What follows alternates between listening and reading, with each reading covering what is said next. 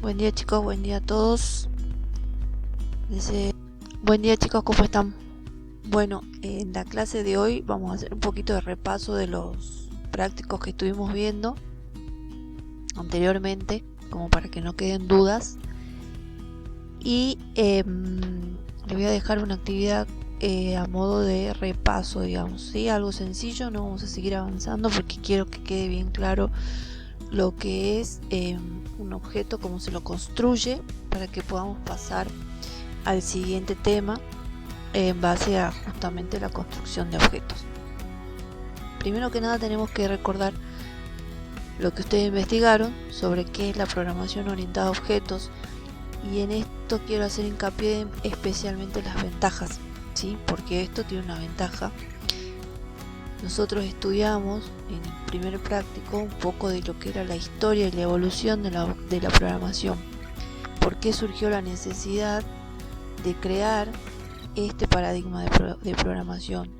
Entonces tenemos que saber sus ventajas porque por alguna razón específica está siendo muy utilizada, y bueno, eso es lo que hay que conocer particularmente. Entonces, primero que nada, el paradigma tiene que ver con que todo objeto del mundo real tiene dos componentes: las características y su comportamiento, ¿sí? ¿Se acuerdan que yo les dije que cuando estemos trabajando o programando con este paradigma hay que pensar que todo puede ser un objeto, ¿sí? Una persona se lo va a considerar como objeto para poder llevarlo luego a la instancia de programación. Todo programa está construido en base a diferentes componentes, en este caso los objetos, y cada uno tiene un rol específico en el programa, y todos los componentes pueden comunicarse entre ellos de forma predefinidas. Eso lo vamos a hacer más adelante, es un tema que se llama mensajes. Ustedes lo deben haber estado leyendo ya cuando investigamos un poco de qué era la programación orientada a objetos, qué eran los objetos. Yo leí en sus prácticos, ustedes hablaban de los mensajes que los objetos se pueden enviar, y a esto me refiero cuando decimos que los objetos pueden comunicarse entre ellos de forma predefinidas. Nosotros vamos a definir esa forma de comunicación cuando empecemos a usar algún lenguaje de programación. Inclusive vamos a empezar a predefinir esas formas cuando construyamos diagramas de clase, que es el tema que sigue luego de que aprendamos a construir objetos. Los objetos de software, al igual que los objetos del mundo real, también tienen características y comportamientos. Un objeto de software mantiene sus características en una o más variables e implementa su comportamiento con métodos. Un método es una función o subrutina asociada a un objeto.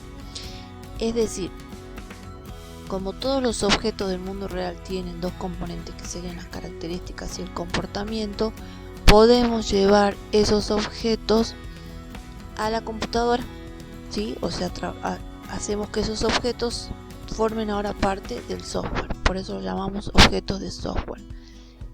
Y dentro de lo que sería un objeto de software, esos dos componentes se mantienen, ¿sí?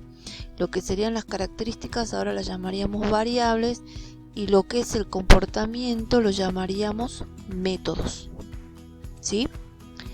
Bien, ahora definamos específicamente qué es un objeto, ¿sí?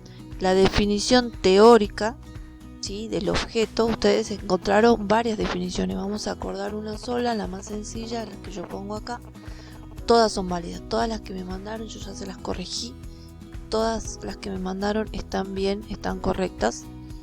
La vamos a resumir de esta manera: un objeto es una unidad de código compuesto de variables y de métodos que están relacionados, obviamente porque ambos son parte del mismo objeto. Cuando las características del objeto le ponemos valores, decimos que el objeto tiene estados, y las variables almacenan esos estados de un objeto en un determinado momento. Ahora les muestro con un ejemplo a qué me refiero con esos estados o valores que tiene un objeto. Los métodos y atributos de un objeto, ¿sí? Volvamos a ver qué son los atributos. Los atributos son las características que describen determinado objeto. Por ejemplo, el nombre, la edad, el sexo, el tamaño, la forma, el color, la altura, todo lo que tenga que ver con características, ¿sí? Ustedes pueden hacerse unas preguntas, ¿cómo es? ¿Sí? O ¿qué tiene? Y con eso van a encontrar las características. Ahora, con respecto a los métodos son las acciones que un objeto puede hacer, cómo se comporta, ¿sí? Por ejemplo, la pregunta clásica para determinar el método de un objeto es ¿qué hace? ¿Qué hace? En este caso, entre paréntesis dice estudiar. ¿Qué hace? Corre. ¿Qué hace? Habla. ¿Qué hace? Trabaja. Todo depende del objeto. Estos son ejemplos de métodos en general, pero obviamente va a depender de cada objeto. Acá les voy a poner un ejemplo, por ejemplo, la redundancia, el objeto auto. El auto tiene atributos y tiene métodos. Dijimos que para determinar un atributo podríamos preguntar cómo es, qué tiene, ¿sí? En este caso tiene un color. ¿Qué color es? Azul. Tiene un modelo. ¿Qué modelo es este auto en particular? Es un Focus. Y tiene una marca, ¿sí? Tiene una marca, pertenece a Ford.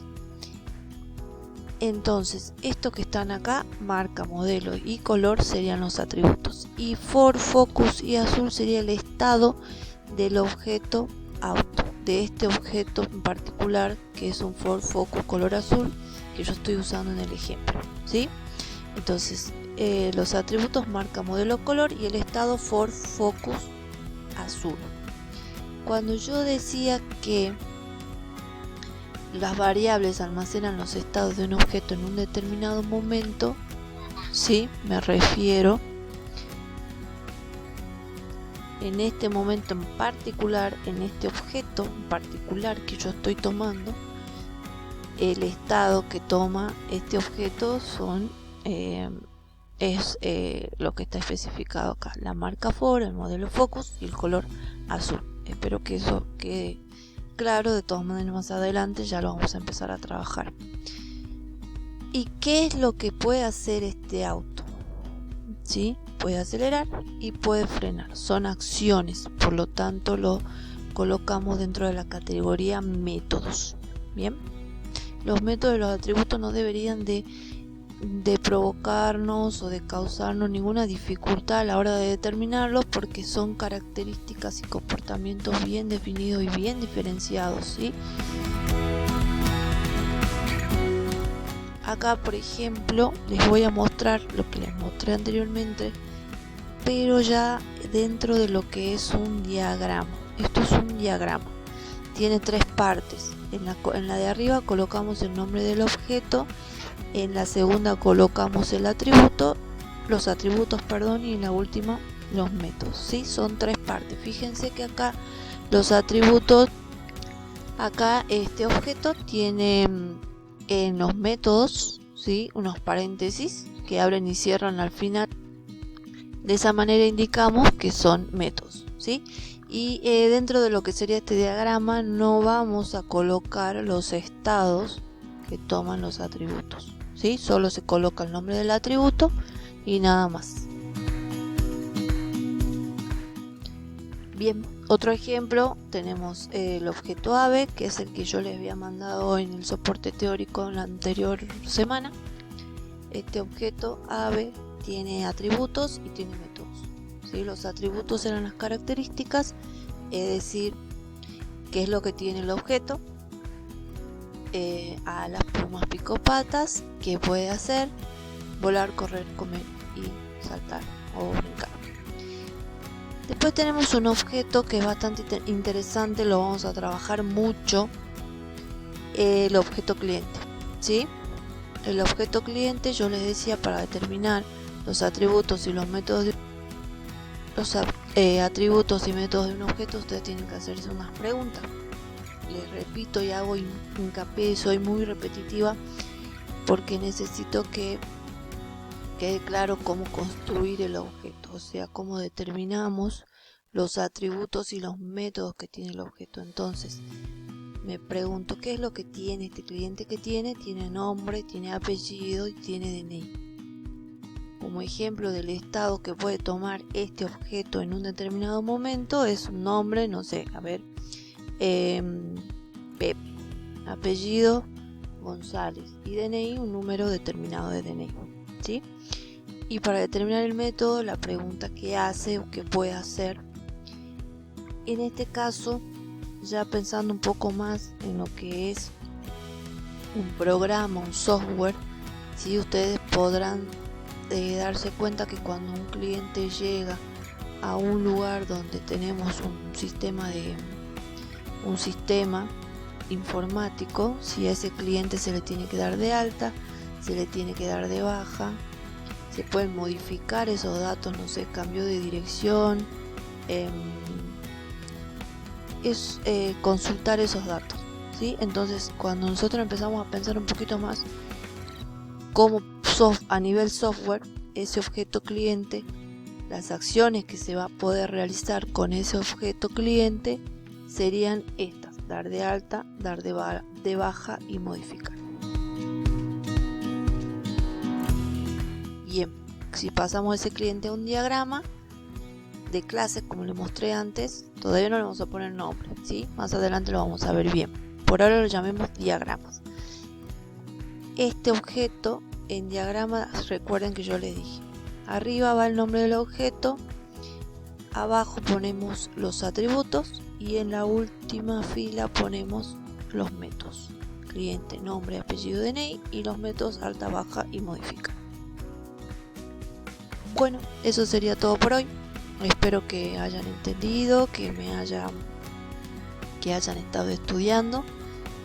En la próxima clase vamos a ver los diagramas de clases, que es una clase. Ya lo estuvimos viendo en el soporte teórico que les mandé la semana pasada, pero bueno, ahora hay que empezar a trabajar un poquito más con eso. Y bueno, que estén bien, quédense en la casa, no salgan, cuídense, cuiden a su familia. Por más que ustedes estén hartos de escuchar este mensaje, es así, es lo que hay que hacer, es lo correcto en este tiempo. Y bueno, les mando un abrazo a todos.